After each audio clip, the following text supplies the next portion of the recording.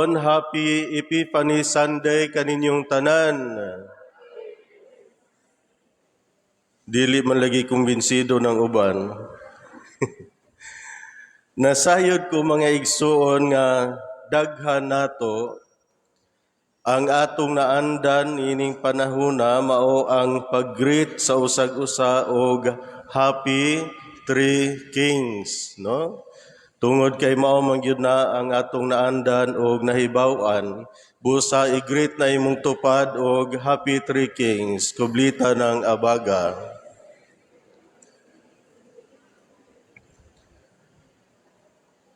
Karon mga igsuon nining atong pagsaulog sa Three Kings Sunday or Epiphany Sunday.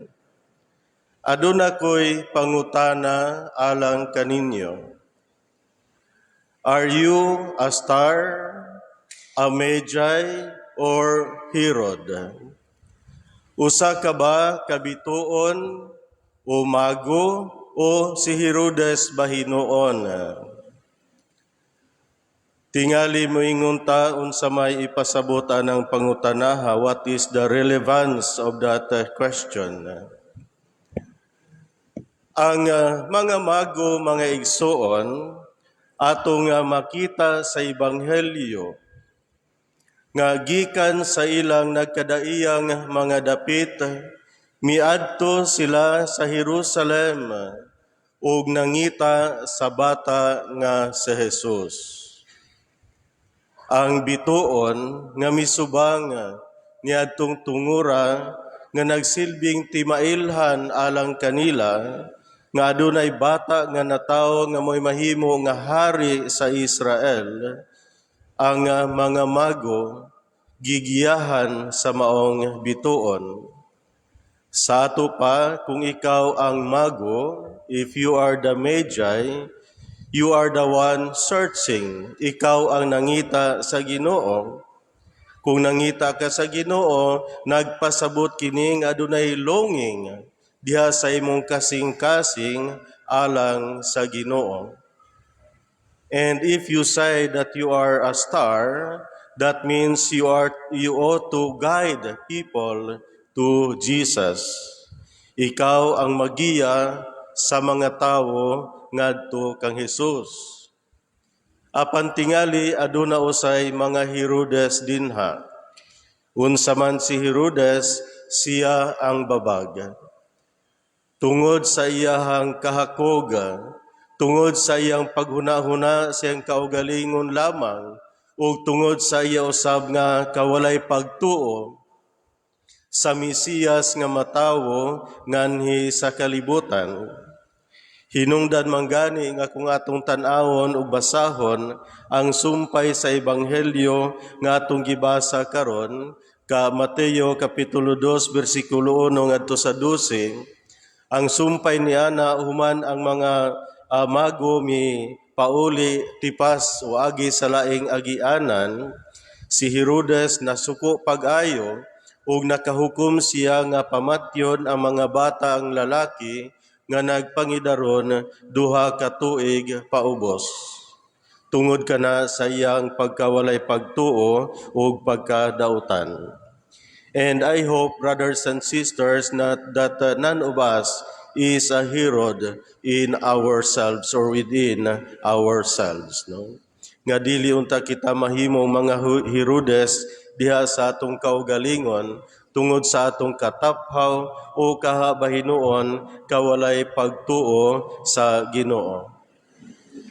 Kung atong tan-awon sa Ebanghelyo karon mga igsuon, muna nga niyon ko kaganina nga daghan nato mo greet sa usag-usa nga Three Kings kay mao kanay atong naandan kay ato manggiila ang atong kasaulugan karon nga adunay tulo ka mga hari nga miadto kang Hesus. Pero makita nato sa Ebanghelyo, whether we like it or not, that in fact Matthew did not really say that there were three and that those three were kings. Wala gyud niingon si Mateo specifically nga adunay tulo ka mga hari. Kung dili hinuon miingon si Mateo sa Ebanghelyo, may pipila. So kanang pipila, pwedeng 3, pwedeng 5, pwedeng 10, pwede ganig 50, basta kay pipila, kay dili man specific ang number nga gihatag ni Mateo. Unya wala usab miingon si Mateo nga mga hari sila, ang iyang giingon mga maalamon kabahin sa mga bituon, no? Mga astrologers. No? So dili sila base sa giyon ni Mateo, wala siya nag-ingon nga sila hari, wala pud siya nag-ingon nga sila tulo, pero sigurado kita nga dili sila gagmay o ordinaryong tao tungod kay mga astrologers man sila o mga maalamon kabahin sa mga bituon. So ang pangutana karon mga igsuon nga naman nga moingon ta nga tulo sila. Una, ang daghan moingon nga tungod sa ilang mga halad, kay unsa may gidala nilang mga halad, bulawan, insenso ug mira, no? So tulo ka mga halad mo naminta nga tulo pod ang nagdala. Pero it is not conclusive as such, no? Di gyud ta pwedeng moingon nga gamit na base sa halad minta nga tulo gyud sila tungod kay pwede magpulo sila pananglit, no? Ang tulo nagdala nga bulawan, ang laing tulo nagdala og insenso, unya ang upat nagdala og mira, no? Example, so pulo lang gihapon, no?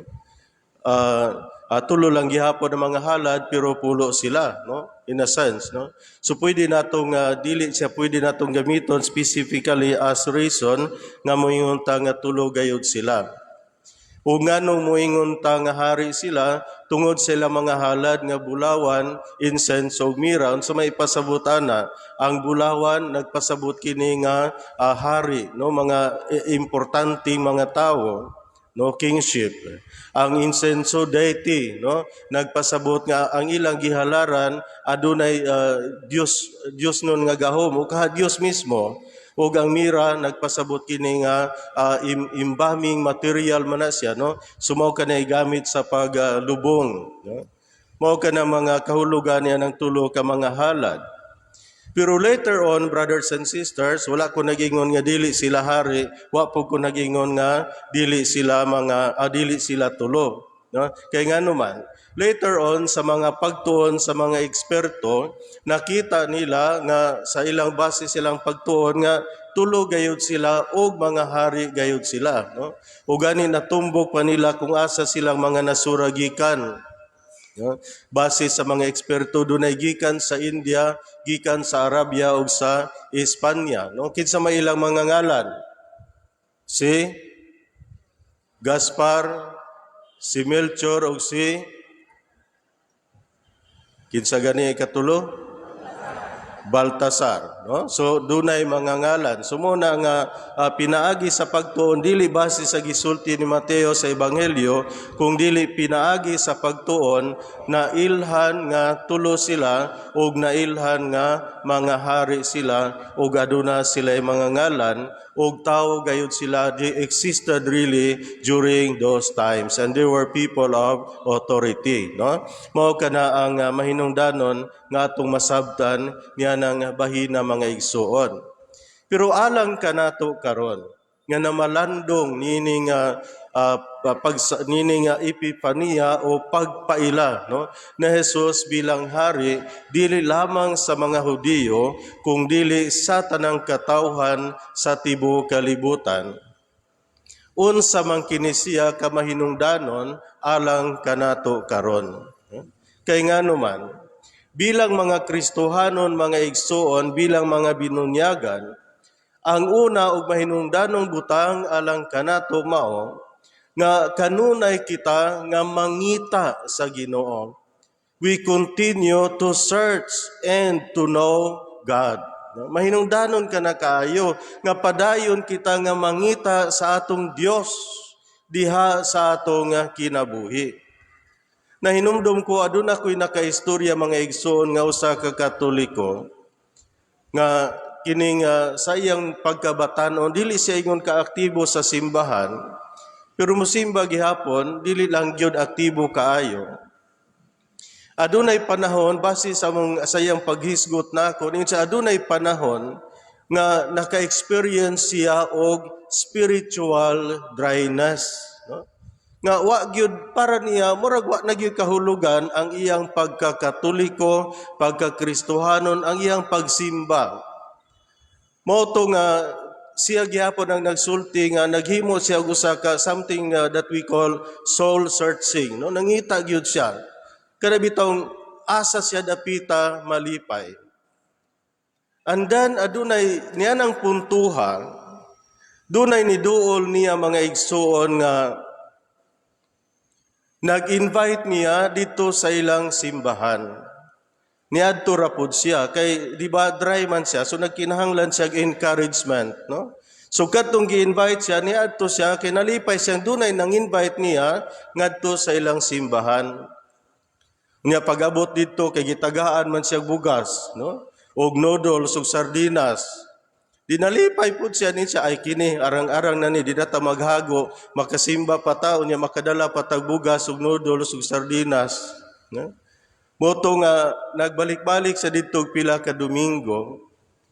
But then tanto niyang balik-balik niingon siya wala gyoy satisfaction gihapon. Duna gyud kunoy kulang.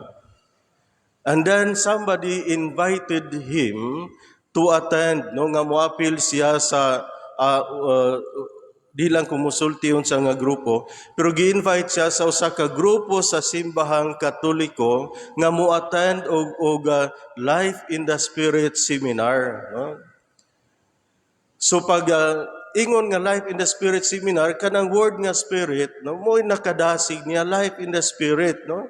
Moto nga ni-apil siya og seminar. Pag-attend niya seminar, diha niya nakita ang iyang gikinahanglan siyang kaugalingon nga murag spiritual satisfaction. O dito nagsugod ang iyang dili lang hinimba kung dili pagkaaktibo na gayud sa simbahan o pagkalig-on sa iyang pagtuo sa Ginoo. Hangtod karon padayon siyang nag-alagad sa Ginoo diha niya nang maong hugpong sa simbahang Katoliko.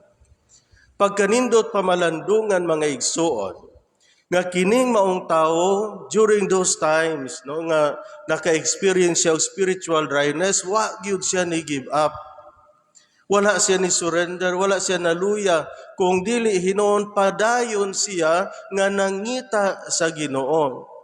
In a way, like the Magi, no? Sama sa mga mago, nga dili sayon ang ilang pagsunod sa bituon. Nga naman, gikan sila sa layong mga dapit, dili manaingon nga gikan dito ni sakay sila eroplano, naabot na sila sa Jerusalem. Diba? Ang ilang giya, mao lamang ang bituon. Unya gisunod nila ang bituon. Unya sa may mahitabo sa bituon, kay sigurado nga nagsakay to sila camel or naglakaw lang sa ilang gibuhat padulong didto. Wala po sila nagsabot silang tulo. Wala sila nag-communicate. Wala pa'y cellphone atong panahon na. Wala pa'y text. O pagani dagway klarong dalan.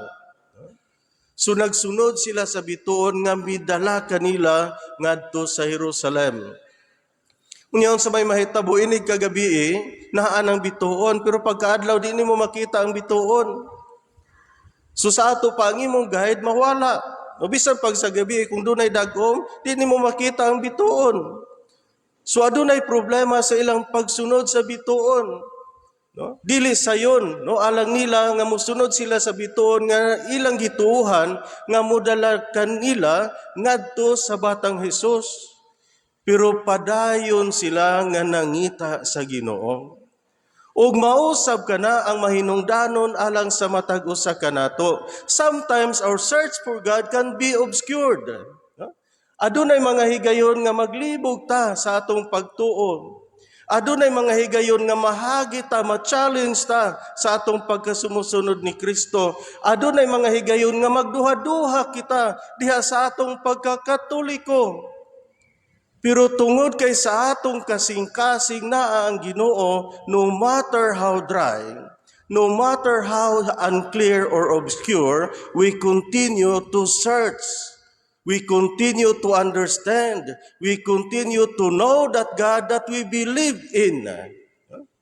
Padayon kita nga nang mangita niya ng maong Dios nga atong gituuhan, nga maghatag kanato sa atong gipangandoy nga kinabuhi, nga daan ang gisaad sa Dios alang sa matag usa kanato. Sunindot kaayo ang panig-ingnan nga gipakita nining maong mga mago, nga kita bilang Kristohanon bisan dili sayon ang panaw padulong sa kinabuhing dayon, padayon kita niya ng maong panaw aron moabot kita sa punto nga makatindog kita atubangan sa Ginoo o makahalad sa atong kaugalingon ngadto sa Dios, tungod kay wala kita mo surrender sa atong pagtuo o sa atong pagpangita sa Dios nga atong gidawat diha sa tagsa-tagsa nato ka kaugalingon. Ang mga mago, mga igsoon, pag-abot nila sa Jerusalem, wala, gihapon sila nakabalo kung asa dapit sa Jesus. Nangutana sila, asa man ang bata nga natawo nga mahimong hari sa Israel.